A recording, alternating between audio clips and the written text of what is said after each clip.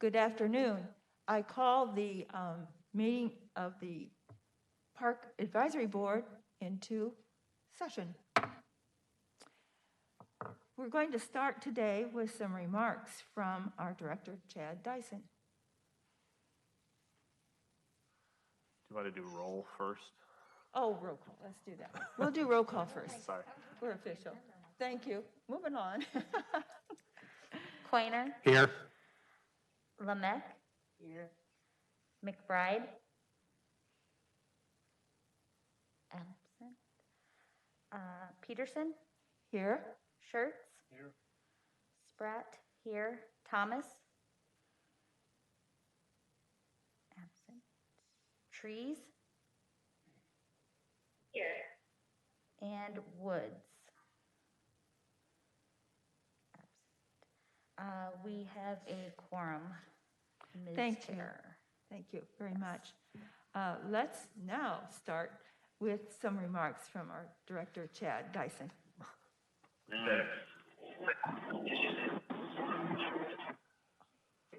Okay. Oh, that's So it looks like we have Richard and Adriana both just jumped online, so we can Okay. mark them as present as well. Put them as present. Okay, Chad, thank you. sure. So I just wanted to take a moment to recognize the passing of our dear board member, Steve Duffy, and just acknowledge some of his contributions to the Park Advisory Board and to the city. Steve worked hand in hand with the city as a third-party claims adjuster for many years. He was involved as the president of the Davenport Colt League. He was also served with the Youth Baseball League and the Quad City Magics Club. Steve served a combined total of 15 years between the Park Advisory Board and the Adler River Center Board. Steve also was very sports-minded, played sports, and concerned about city activities, and he was a lifelong Davenport resident.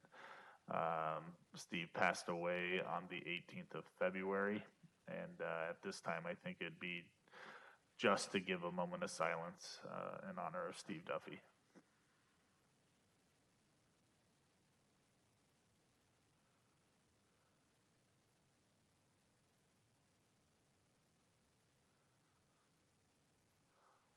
Thank you. Back to you. Thank you. I also wanted to say that he was an active member of the Prospect Park work and helped with the recommendations that we submitted. So there's another avenue besides sports that he was involved in. Our first item of business is approval of the February 2nd minutes. Do I hear a motion to approve? I approve it. Thank you. Is there a second? Second. Right. Let's take a moment. Do you have other questions before we would take a vote?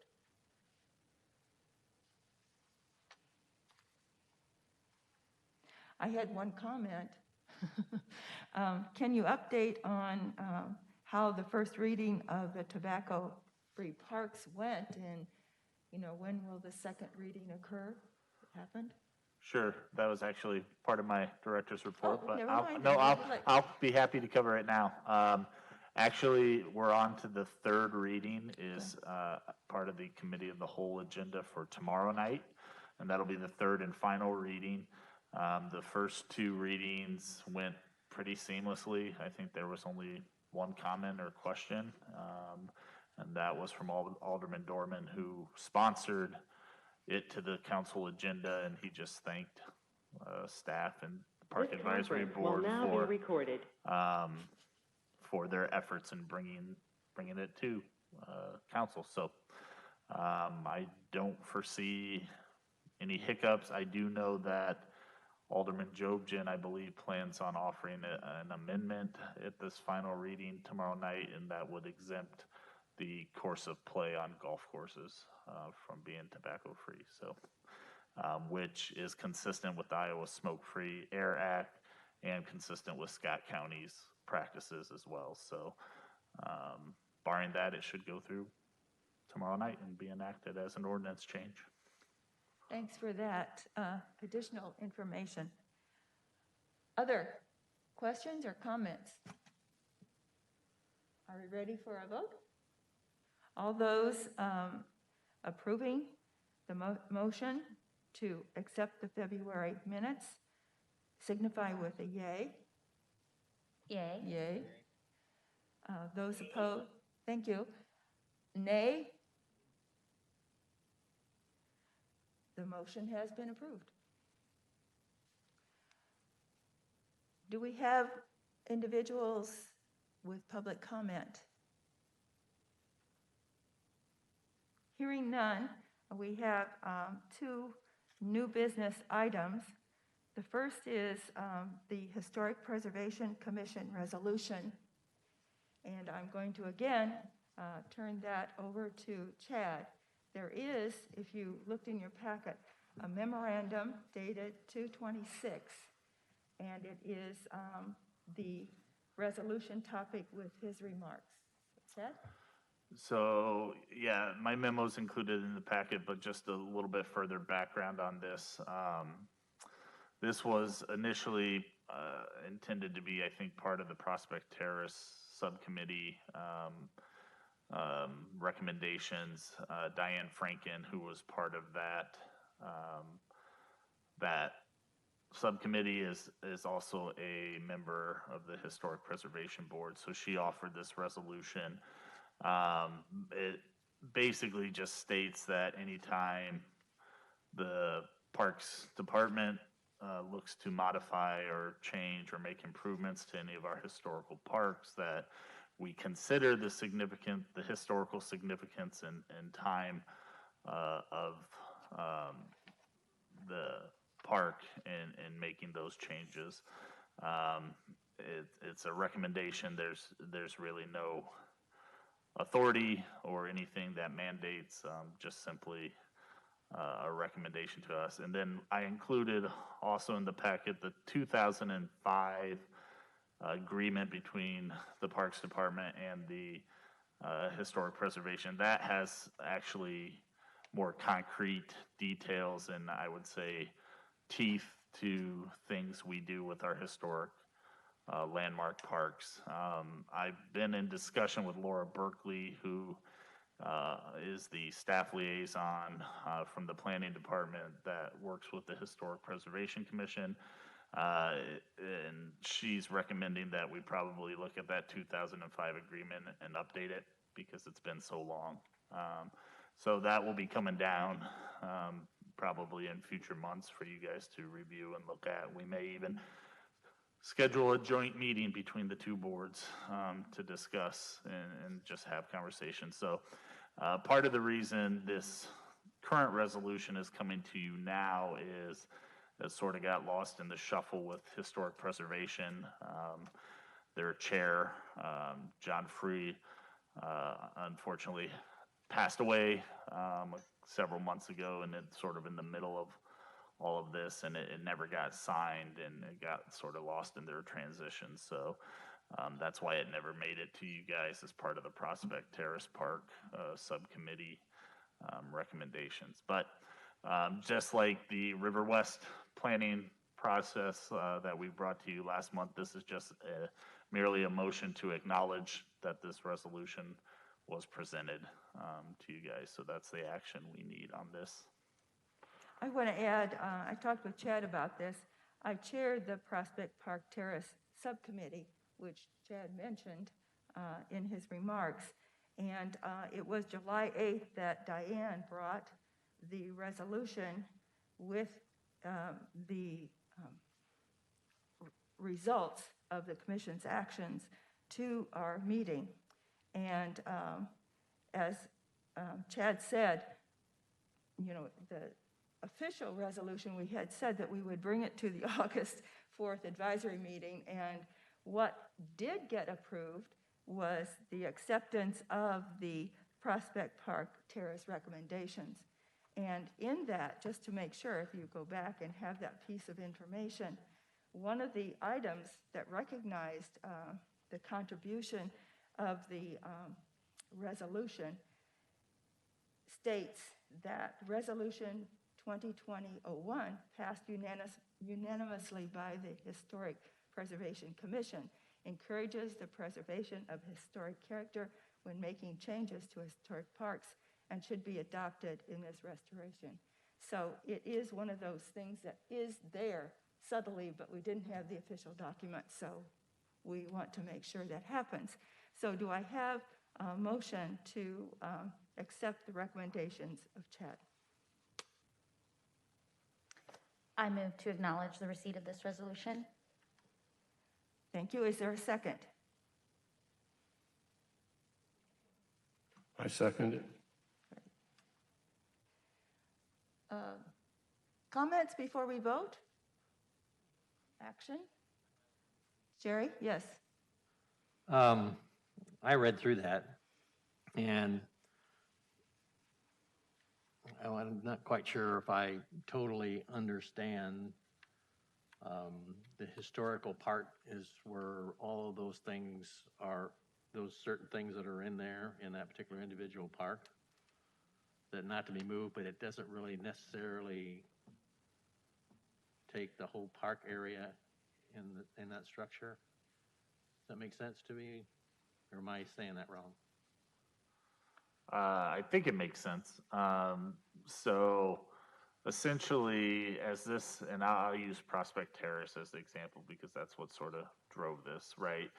So the concern of the neighborhood and Diane is that any of the potential landscaping changes or hillside changes we made, we take into consideration we keep in mind and take into consideration what would have been native or potentially planted in that era, right? And we keep that in mind as we go through those processes, but it's merely keep that in mind is sort of the key word, right?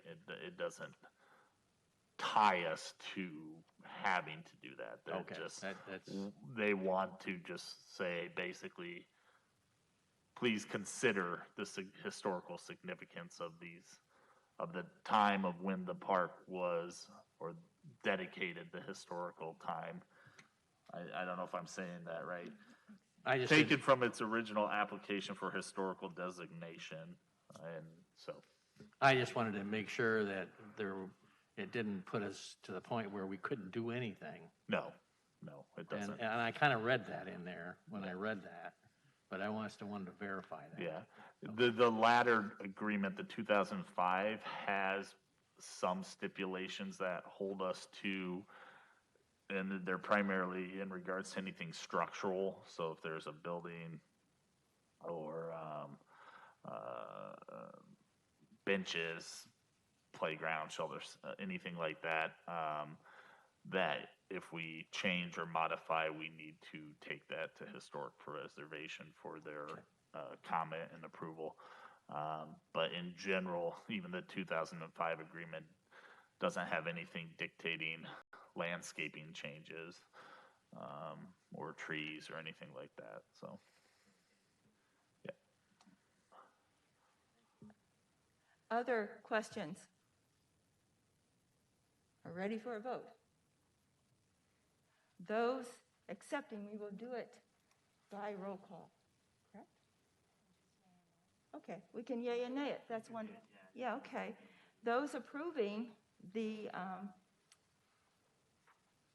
The resolution. resolution, yes, signify with yay. Yay. Yes. Yay. Nay. Thank you. We have passed that, so we'll move on. The second new business item is the 2020 golf review that will begin with Troy's comments and then discussion.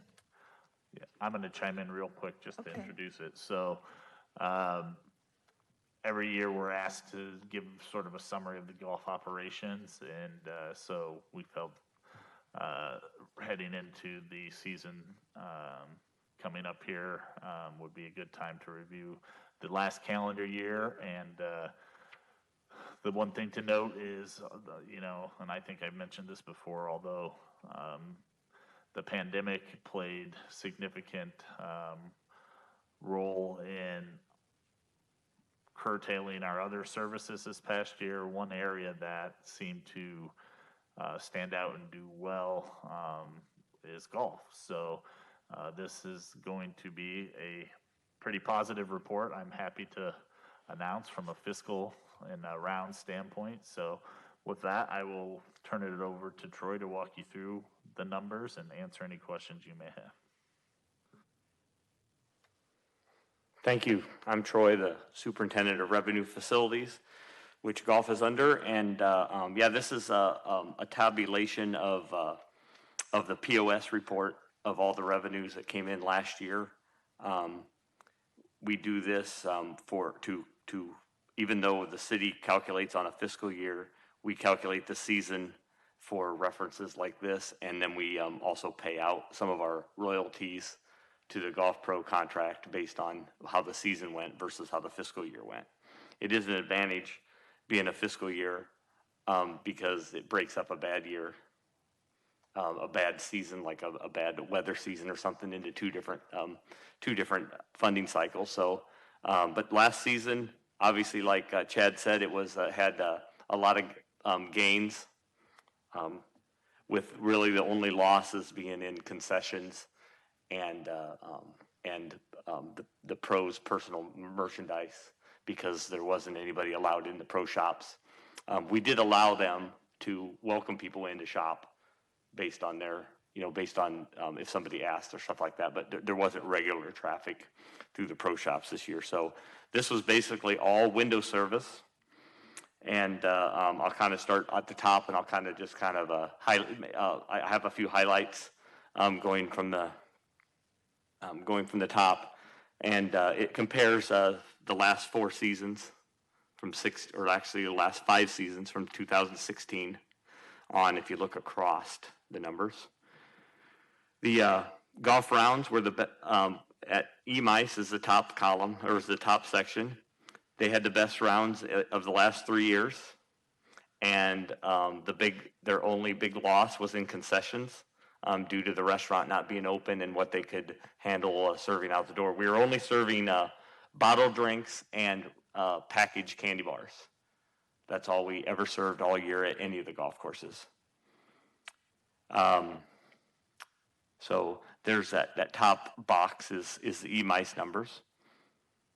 Going down to the green box is Duck Creek, which had also its best rounds in 3 years, and it actually broke even on just basically beer and candy. So that was a nice surprise that we had a lot of beverages and concessions going all out the window to balance that account. The little number below it is added holes. That's just because the POS keeps track of if you plan to play 18 holes, or if you played 9 and added 9. Everybody played as long as they could, is what that tells me, that they didn't add holes. They signed up for 18 right off the bat. Also, the merchandise was low because of the volume of people going through the door. Then we go to down to Red Hawk, and the loss columns are small revenue items due to the first tee and some of the contributions and things like that come in. They were able to do some programming there later in the year to get the kids through the program. And Smokin' Butt Barbecue was able to operate out their window, and because of all the parties and the gatherings that were canceled at the beginning of the COVID summer, they said that having the restaurant at Red Hawk was the only thing that kept them alive, kept them going. Now they've recovered now with the parties scheduled again, and the fair and things like that going. They're going to be just fine, but they were grateful to have the opportunity to be to be involved at Red Hawk, and they've added a lot of presence, upkeep, just people around, security, and obviously 2 days of food service at the facility. Then at the very bottom box is tabulations of totals. So the golf rounds played was at a 4-year high, 25% up from the previous year. Revenues for the gross revenues for the year were up 20%. Overall concessions was down, even with Duck Creek breaking even. The overall concessions was down slightly, and everything else was green except for merchandise. So that's the numbers that you have to review and to look at. And I'd say a couple other things. We also did several CIP projects, small, I would call them pet projects. There were a few tees here, a few bunkers, a few, we did do a reroute at Duck Creek, which was a little bit more substantial, which required a lot of support money from the operation money, because we did a lot of this stuff in-house, so we bought supplies for sod, and which is still cheaper than having a contractor doing it, but we did go a little bit more on expenses this year because of all those support products that we bought to support the capital improvements. And then we also had the derecho, which obviously closed E-mice for 2 whole weeks. That was not playable until we could pick up all the trees. And then a lot of operational expense has been just cleaning up. The crew was, even 2 weeks ago, had 4 trucks, going in and out of E-mice while it was still frozen. And then we also had the added expense this year of the pay banding that the city started at the beginning of this calendar season, which rose everybody's in golf at least $1 an hour for everybody on the staff. So we had to incur that expense as well. But we were glad to have a good year on the revenues to take on those 2 things. So those are the numbers that I'm presenting. If you guys have any questions, I'd be more than happy to answer. Questions? Jerry? I do. We're ready. Figured you were. I looked this over myself, and you're right, the golf was really, I'm impressed, so that's pretty good. We're doing that. And there was, like, E-mice being down for a couple, 3 weeks. And then in and out, there's days here where they had water days, you couldn't get out on the golf courses, and hopefully we can improve that down the road where we can get out even on days like that with bike or with pass out through there to do that and not be rock, be blacktop. I'd like to have that on the agenda and make sure that goes somewhere sometime. Concessions, I'm really concerned about concessions. I think we're getting close, and I don't see any reason why we can't open them up, the clubhouses. I think we should. We fully intend to open those this spring. Okay. Oh, yeah. You can put your plastics up and everything else, and make sure that we have somebody in there, because what I've seen, and I know this goes at both places, because you don't have enough people inside. So if somebody comes in and wants a hamburger or something like that, well, we can't do that, or we're not doing that, or this, or I got to go from way over here to go over there. So we need to make sure that that's staffed well, because it'll pay. Same way we're running that little vehicle out there for selling sodas and pops and candy bars and whatever else is in those things. So I think that'll help our concessions considerably. And with the improvements that we're doing with the golf courses, which I think is great, but what I want to see is, what are we going to do for 2021? I'd like to have you give me an idea of what you plan on doing with that. The barbecue, you said that kind of saved your Red Hawk. Is the number that you have here is what they did?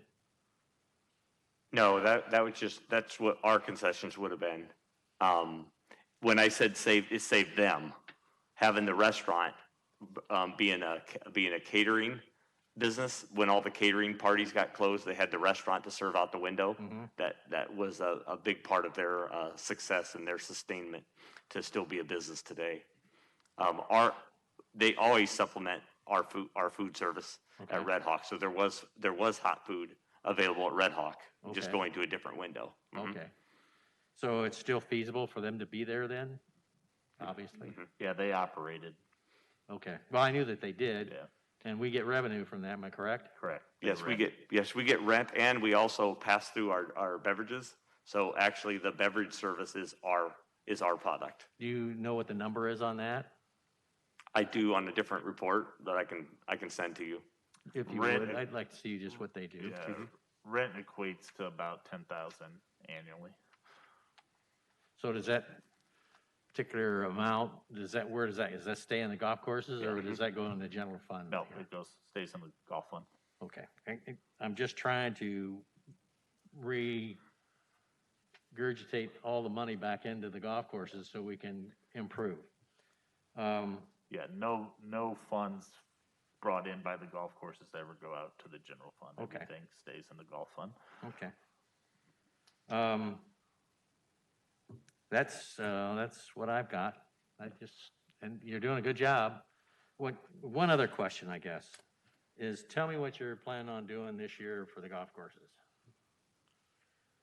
Well, we're gonna do another batch at EMICE, we're gonna do another batch of bunkers. That'll get us over 50 to 60% of the bunkers done with the new liner. You probably saw some of that going on last Yeah. year. Mhm. Yes, and just in the fall, in the construction work's all done, but not any of the finish work on the rest of the forward tees. Yeah. So this spring, we're gonna open up with, well, it won't be the spring opening, but by Memorial Day, around there, we'll have all the forward tees, all those desired yardages open for play this season, as well as those bunkers will be done by then. We have a little later date on them. We have about a June, maybe June 30th date, if the weather holds it up. Last year, he was able to do his batch in the spring. We have the reroute at Duck Creek, which was constructed this fall, which will start to be open to the public this summer. As far as initiating anything new, we're going to drop in some gravel paths in some areas that we've changed the routing, as we wait for capital money to come back, another capital account to come in for concrete paths, and we have some equipment money that's coming for the first time for a long time to the golf course this year. Otherwise, it is a gap year for CIPs. Sorry if I'm not making myself clear. I understand what you're talking about. Okay, good. So I'll chime in a little bit too. So for the sake of everybody else, so in one fiscal year 2020, I believe, was the first year that we were able to get the golf improvement CIP funded again. So in the heyday operations of the enterprise fund of golf, when golf was making or exceeding revenues and expenditures, that funded the capital improvement plan. When golf as an industry sort of took a nosedive, and we were just barely, breaking even on our operating costs, that fund didn't get funded for several years. We convinced the council and finance that, we're never gonna be in a position, or at least not anytime soon, until we make improvements to where revenues are gonna fund that fund, right? So we need to have a CIP fund. So in 2020, we got our first round of money, and I believe it was around $300,000. And of that, a lot of the projects that came out of it were the forward tees and the bunker projects. We did the rerouting at Duck Creek out of the floodplain. We had some equipment purchases because our fleet at golf was years outdated and inadequate, and we really need to upgrade equipment. So we did some of that. then we have a gap year, and then it's funded again, not this fiscal year, but the following year. So with the next round of money, which will be around 300,000 again, we'll look to do some of that cart path stuff. We have irrigation projects at Duck Creek that really need to be addressed because the irrigation system is old and needs updating and replacing. So the first round of money really was sort of that not necessarily public facing. So the golf users may not have saw a lot of improvements, but it was, equipment and behind the scenes stuff we needed. This next round will be very visible to the actual golfers. So cart paths, irrigation system, and then, long term, we have a separate request for a improved or replacement of the clubhouse at Emice, a modern clubhouse, which I think will go a long way with bringing that course up to, not that it's not already a exceptional municipal course in the Quad Cities, but it'll bring us up. It'll improve big time. Right. It'll put us on par with, Palmer and other courses, and being able to do the food service type stuff you're looking at. And, but that's all a matter of prioritization again with council. And I hope I'm still around. in the CIP, to make sure this stuff gets funded. So, and then we have another gap year, and then hopefully this CIP fund will continue to be funded on an every other year basis to help us put money back into the golf courses that really needed and didn't have a lot of funding for quite a while, and I think resulted in probably some decreased play. So, All right, thanks. I appreciate it. Oh, tournament-wise, they've had quite a few tournaments this last year too, I think.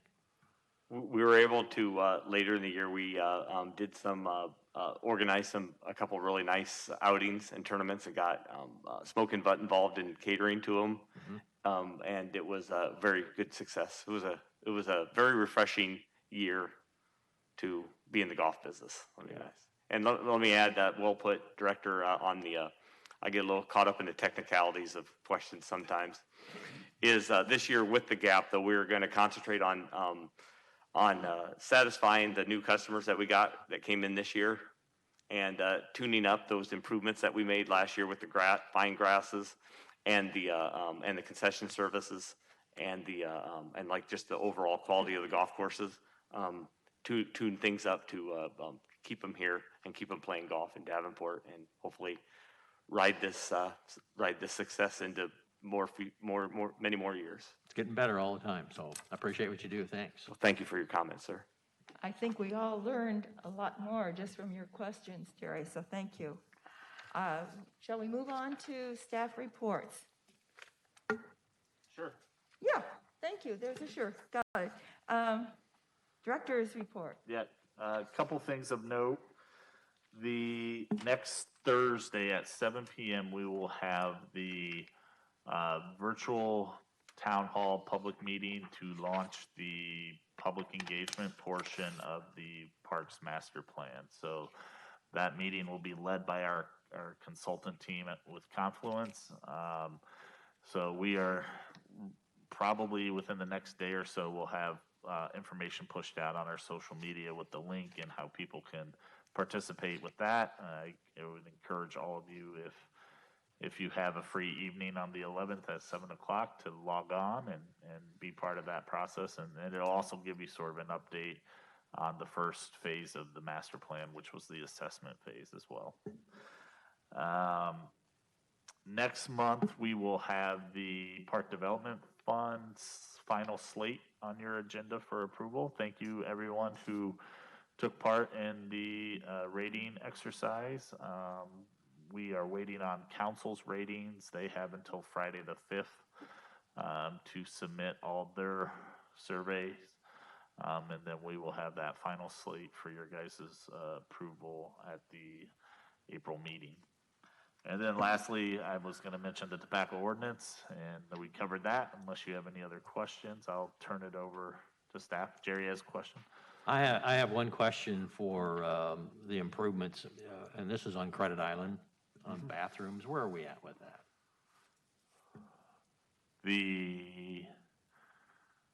Which, the And interior spread it bathrooms out. in the lodge?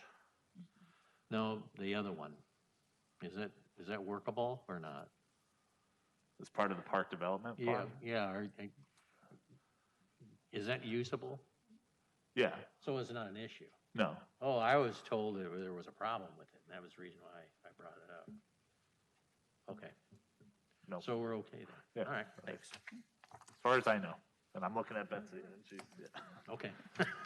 I was just told that, so I always like to, Well, we have lodge improvements as part of the park development fund, Yeah, I which is knew some that, cleanup, so I was yeah, I seen that. the confused look on my face, so, If you can see it. yeah. Let's move on to the written staff reports then. Thanks, Chad, and questions again from Jerry. We learned something again. Thanks. These were written, so the idea is to, if you made some notations, now is the time to ask. I have one, which was, I wanted to know, one of those is the gold ball. That was entirely new to me, that we're even doing it. So my question is something more about the participation. How is that, a brief way that it's been organized, general overview, how you got the information to participants, and, do you have a spectator area, just kind of a sense of what goes on, because I've never seen it or know how it works. Yeah.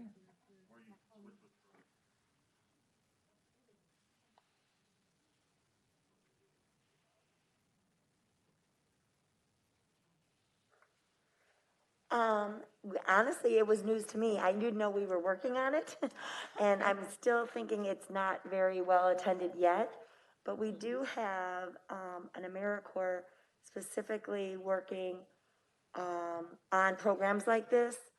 It happens to be Betsy's daughter, actually, who is an AmeriCorps for Sherry. So I expect it to build. I do know that they have lists of partners that we already work with and stuff like that to getting the word out.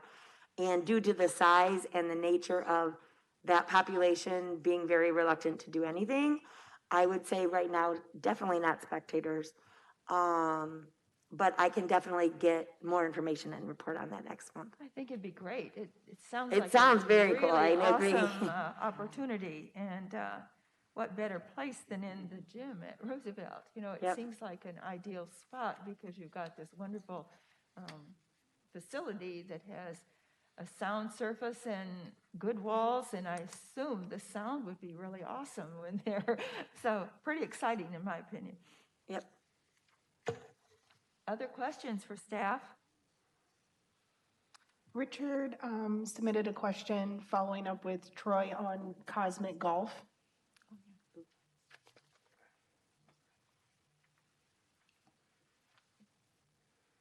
Yes, last year we acquired all the equipment for last summer for to pull off some cosmic golf events, which you guys were going to be invited to. We decided to postpone all that with the earlier on in the season when the COVID restrictions were high for gatherings. We plan on June and July, and June and July, Friday and Saturday nights are going to be kind of a couple weekends in each of those months, of those 3 months, June, July, and August, will be the Glow Golf at Duck Creek. And when we get closer to our first event, we will do like a Park Advisory Board gathering first, trial, demo, something like that, and possibly council to give it a try first. And we're looking forward to, like said, things like that coming back to normal and online at the golf courses this summer. So hopefully that answers your question, Richard. We're grateful to have that equipment. It's been in a trailer, packed away since it's came. So we gotta we'll be getting it out and getting it going probably like possibly the second weekend in June, somewhere around there is our tentative date right now. And on my report, I just wanted to add that we also we have the Chili Open that's going to be going this Saturday. It's going to be nice, 50 degrees, not so chilly, but grateful to be able to put that on. We postponed it When we were planning it in January, there were still quite a bit of restrictions on, but they've been coming off, and we're going to move it to this date and see how well it goes, and I'll have a report on that next time. Okay, Richard? Maybe yes, maybe no. Well, we'll move on. We have to make sure all the aldermen are at one of those nights before that, so that way we get those guys more involved. I have one other question that's burning. What is the capacity for River's Edge for skaters now that we have public skate sessions? You know, it's because the reason I'm asking that, when you go to River's Edge, it says capacity is limited to 50%. So my question is, what does that mean, that comment, or? I'll have to double check on it, Wendy, unless Troy knows more. I was under the understanding that what? Yeah, 250 is our capacity on the ice, but I was under the impression that we had lifted the requirements on public skate. That was at least my last conversation with Devlin, that he was going to move forward with just returning to So that normal just needs to be skate. revised, huh? Yeah. Okay, and So I'll have to check why the signage is still up. I hadn't noticed. well, it's on the website. That's why I Oh, it's on checked the that. website. Okay. Yeah, and then when you say open, skate rental is now available. Yes. That's good to know. Yep. Yeah, official, so that's Yep. good. Thank Yep. you. And I'm also very happy to see the memo that the reno on the bathrooms are going to begin soon, hopefully. Yes, I'm keeping my fingers crossed. That will be important to do. Thanks. Other comments? I've got a question here. Yes, Adrian. As far as the AmeriCorps and Youth Corps positions, what are some of the activities that are slated for them to be helping out with?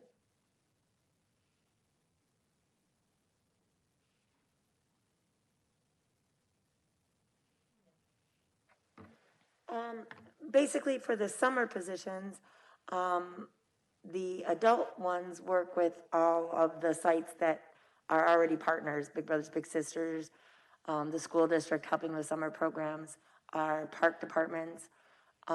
We have a beautification crew. For Youth Corps, it is more, we take their applications and then we work with partners we already have, such as the Humane Society, like I said, the beautification crew we do internally at both golf and parks. But then they also work with different youth organizations. It really more depends. It's more of a workforce development program at that point for youth. We try to get them engaged in something that they want to do, as well as improve the community or make an impact in the community. Thanks. No problem. We have, I'm going to move on. I have, Tegan has a question. Yeah, I was She's- going to just call on her. She says Public Works is starting design work on the Credit Island Causeway. If everything goes well, will it be done by this summer or fall? Is this repair from flood only, or does this include bridge/dredging? So this would just be repair from flood only. I want to say, received about 125,000-ish from FEMA to do patch repair. And then Public Works has been working on a cost estimate to then do asphalt overlay on the whole causeway. The preliminary number that I actually just received today was on the high end, higher than we expected. So we are continuing to work with Public Works to fine tune that.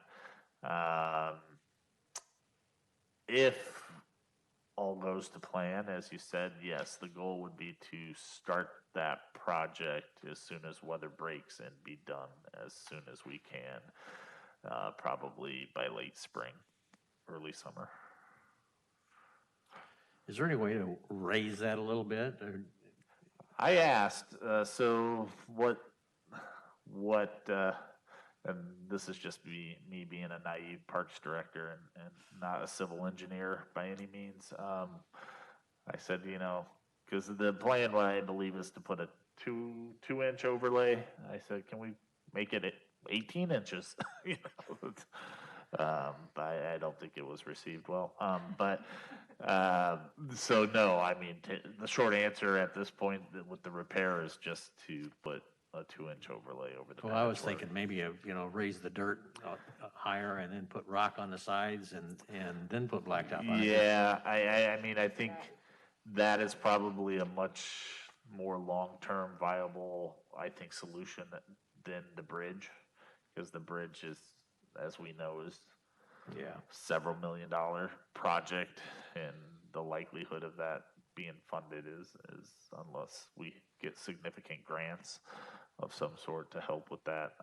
But yeah, I think when they look long-term as part of the River West strategic plan and as part of the flood resiliency plan that the city's going through right now, that would be probably the most viable option, is to raise the causeway in some way, and then probably do some additional culverts through there to help with the flow. So.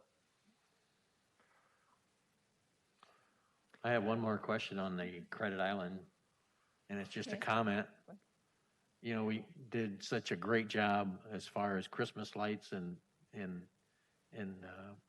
both our parks. And what you did an excellent job with that. Is there any way possible that we could have some type of a light display or an inside Christmas tree display at Credit Island at the lodge? That makes sense? Yeah, you want to talk about? Yep. Betsy's got some news on that. Approximately 2 weeks ago, the park staff and I met with the Quad City Arts, and they are looking at that exact possibility as an addition to their Festival of Trees. Not the inside lodge, but an outdoor display around the island. So there are some challenges with that, and we talked them through some of those challenges. Number one being we've got no power. So that's kind of a biggie. Yeah, that's kind of. That'd be great if you could do it all the way around, but. Yeah, those are obviously very preliminary stages. Please don't go tell your friends that that's going to happen this summer or this winter, because that's very, very preliminary at this point. If we did something like that, whenever, at least it's a thought now, that would get everybody more and more interested in Credit Island rather than being a place down there that we should just forget about. No, when Betsy came to me with that news, I've had conversations with Alderman Dunn about it too. A holiday display around the island would be really, really cool. Yeah, it would be. And it can be done even without power. When I was in the Chicago area, we did a big display through some ball fields and ran everything off generators. So it can be done, but there's a cost to it. Yeah, I think it would be a great addition to the West End and to Credit Island, just for a winter activity to have people tour the island and look at displays. That's a fun idea to percolate. We want to get back to a question that Richard asked, and if you want to state it, or I can just read it. Will there be a day for hiring an open house in regard to summer employment? So for Parks and Golf, we have our next open interview Thursday, the 11th, from 8 to 11 a.m. at the Red Hawk Golf Course. That is a drop-in opportunity. You do not need an appointment. Just show up anytime between 8 and 11. An interview for parks, golf, and horticulture positions. Amanda is also holding an open interview on March 17th, I believe. Hours? 9 to 10 is going to be, 8 to 9 is going to be like host for February. Okay, And so. then from 9 to, I believe, noon is So from 8 to 9, host at the for the February Learning Center, and then 9 to noon for our aquatics positions. So we are very excited that we're going to open pools this year. Yay. So we need staff. Thank you. Does that answer your question, Richard?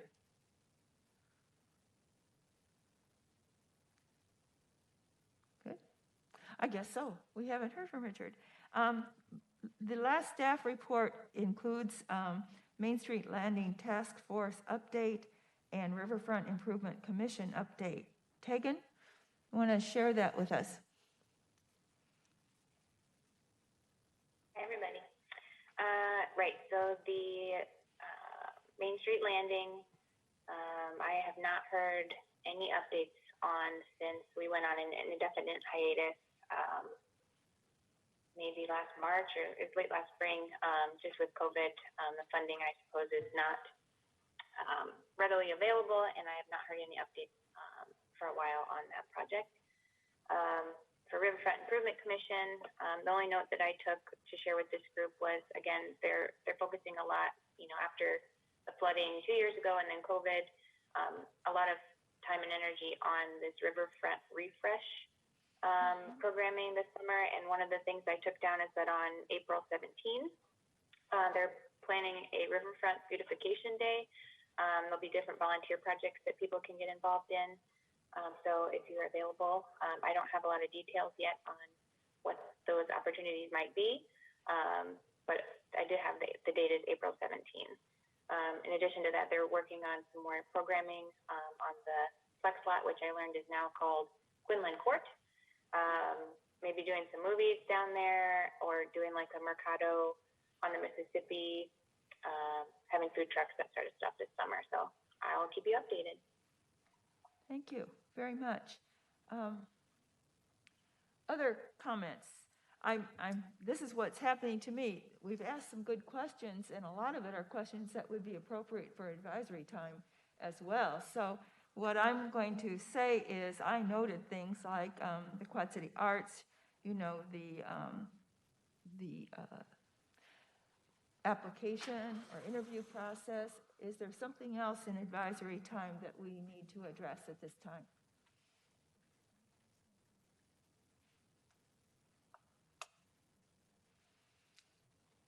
Richard is trying to communicate. It does sound like he has another question, but I can see his mouth moving, but I cannot hear him talking. Hi, Richard. We can't hear you, sir. Your mic's on too. I don't know what's going on. I think he's trying to type.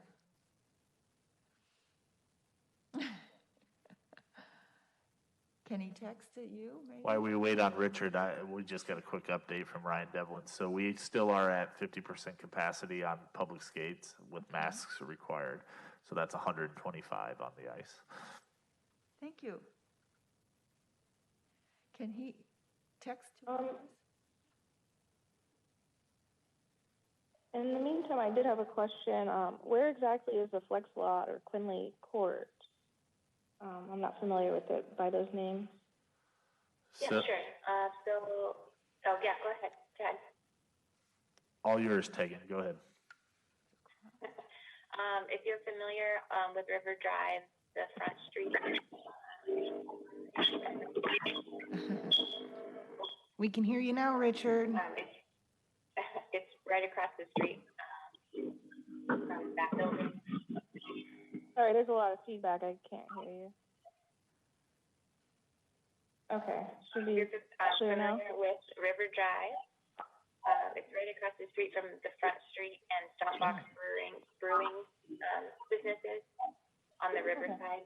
It's like a paved lot, and they've done a nice job with like the brickwork and everything. So go check it out. Yeah. I could add, if you drive River Drive, you're going to see on your left what looks like some planters in an organized way. That's the best thing I could recommend, is just watch for that on your left, and that's where the Flex Lot is. It has stonework, and it's already been planted, so you can't miss it if you're looking. I don't think the snow has covered all of that. It's disappearing. So watch for that, Yeah, no, Adriana. I've seen it. I just wasn't familiar with the name. Okay, okay. Richard. Hello? Yes, hello, we can hear you. Okay, on this hiring, first of all, where are you publishing these dates and times for these events? And secondly, will you email me all this? I work at Scott Community College. I teach out there. I can post these out at Scott. So if you could, send me the information, and where are you publishing these dates and times? That's the first I've heard of them.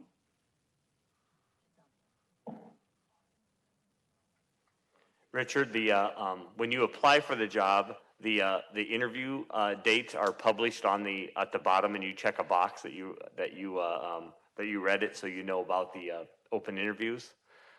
As far as where they're advertised on our website, and I don't know that they're pushed out anywhere other than where HR would push them to.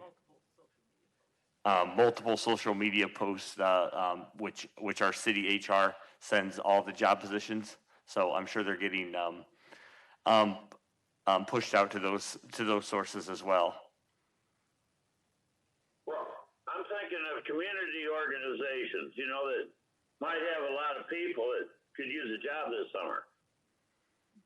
Absolutely, and we will be. I'll be glad to email you all the links into the positions that are open right now. And these hiring days, because I can post them out at the campus where I know there's people that would qualify, need a job. Yes, very well. Okay, thanks. Richard, I'll send you an email later today. We have some hiring advertising posters that we've used at the River's Edge to get word out. I'll get you a couple of those sent over. Good. Okay, all righty. Thanks, Richard. Any other business? We are active. Lots is happening, and so lots of opportunities and new openings, and we'll see improvements on facilities. And so I hope this has been benefit to everyone. I'm looking at the clock, and I'm suggesting something. Do I hear a motion to adjourn? I'll move to adjourn. Second? Oh, Thomas, okay. Richard, and we accept the second on that, Richard? Yes, I second. Okay. Those in favor of adjourning at this time, please signify with yay. Yay. Nay. Good meeting, individuals that are here and those who are remote. Thanks so much.